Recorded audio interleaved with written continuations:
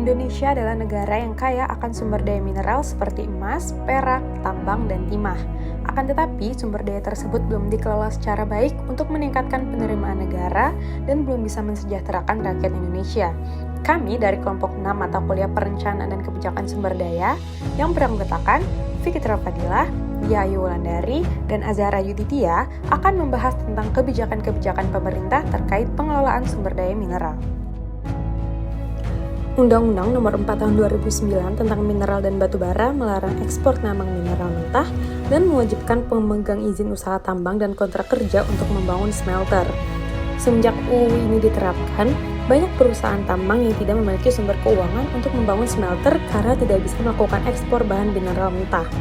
Pemerintah memberikan solusi untuk permasalahan tersebut dengan menerbitkan PP Nomor 1 Tahun 2017 yang sangat memudahkan izin ekspor mineral mentah untuk semua jenis mineral. Akan tetapi, peraturan ini bertentangan dengan undang-undang yang sudah ada.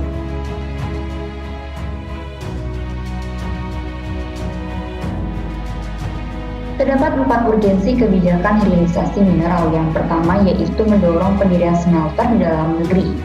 Sumber daya mineral merupakan sumber daya alam yang tidak terbarukan. Hal tersebut mendorong perusahaan tambang di Indonesia untuk memaksimalkan pengelolaan agar dapat menghasilkan nilai tambah dengan mewajibkan pembangunan smelter. Hal tersebut tentu menjadi tantangan baru karena daya saraf dalam negeri atas produk smelter sangat rendah sehingga multiplier efeknya tidak optimal. Urgensi kebijakan hilirisasi kedua yaitu mengintegrasikan operasi hulu hilir industri. Integrasi hulu hilir industri memiliki risiko yang lebih tinggi dibandingkan integrasi hilir industri karena risiko usaha hilir tidak berhubungan langsung dengan risiko usaha di industri manufaktur. Di Indonesia terdapat salah satu PT yang telah mengintegrasikan kegiatan hilir industri yaitu PT Smelting Gresik yang sudah memiliki smelter untuk mengolah konsentrat tembaga menjadi chopper cathode. Namun PT Smelting Gresik tidak berfokus kepada kegiatan hulu. Pola integrasi PT tersebut termasuk ke dalam pola indirect, yaitu mendapatkan pasokan tembaga dari PT Aman dan PT FI dan menjual chopper cathode ke industri pupuk dan kabel. Urgensi kebijakan hilirisasi mineral ketiga dan keempat yaitu meningkatkan nilai tambah mineral dan meningkatkan penerimaan negara.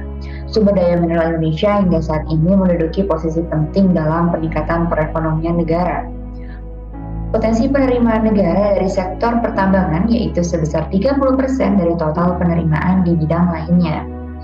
Antam saat ini sudah mulai beralih dan berfokus ke industri hilir. Antam telah memiliki 5 smelter dan 4 smelter tambahan yang sedang dibangun. Apabila pembangunan tersebut berhasil, maka penerimaan negara akan meningkat.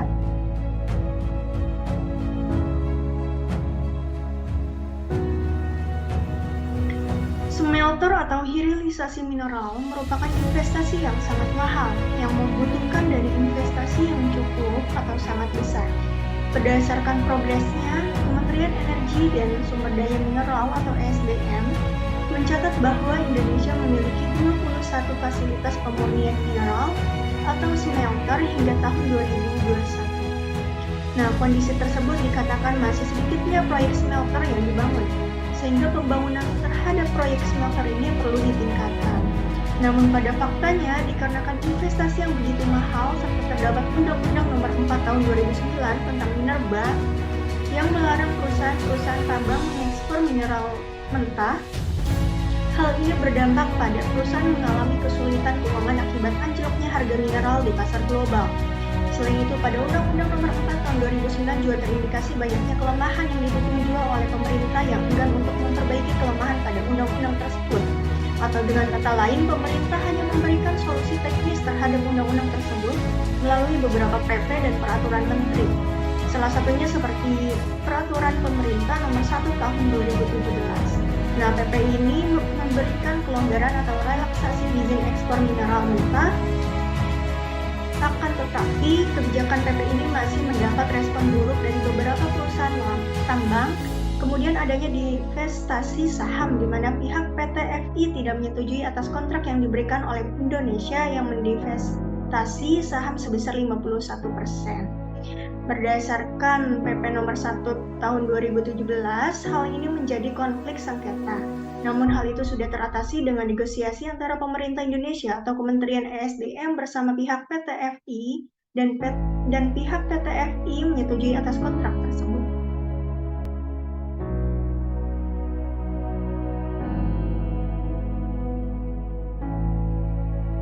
Kebijakan hilirisasi mineral dibuat untuk meningkatkan added value ekonomik, tapi belum efektif karena basis produksi belum kuat dan smelter domestik belum memiliki kapasitas yang mencukupi. Relaksasi ekspor mineral mentah bertentangan dengan kewajiban membangun smelter. Di satu sisi, undang-undang melarang ekspor mineral mentah, sedangkan peraturan pemerintah malah melonggarkan kegiatan ekspor. Akan tetapi, peraturan pemerintah sebagai peraturan pelaksana berada di bawah undang-undang, sehingga alternatif yang harus dilakukan adalah melakukan perubahan undang-undang agar kebijakan minerba sesuai dengan kondisi yang ada pada saat ini.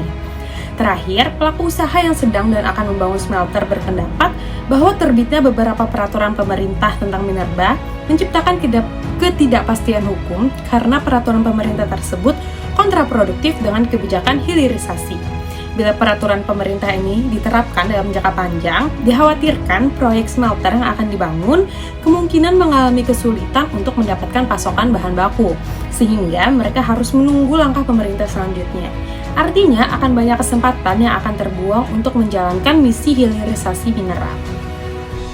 Oleh karena itu, didapat berbagai implikasi kebijakan yang diberikan untuk kasus minerba ini, yaitu yang pertama, perlunya perubahan Undang-Undang Minerba Nomor 4 Tahun 2009 oleh pemerintah yang didasarkan pada 3 isu substansi, yaitu larangan ekspor mineral mentah, kewajiban membangun smelter, dan pajak ekspor.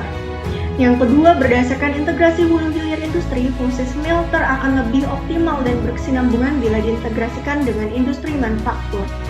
Yang ketiga, BUMN skala besar seperti Antam dapat diarahkan menjadi pionir dalam bidang hilirisasi mineral di Indonesia. Yang keempat, hilirisasi mineral merupakan keniscayaan karena merupakan perintah undang-undang. Oleh karena itu, untuk menunggu kepastian jadi tidaknya holding BUMN pertambangan, pemerintah sebaiknya mendorong BUMN tambang melakukan aliansi strategis.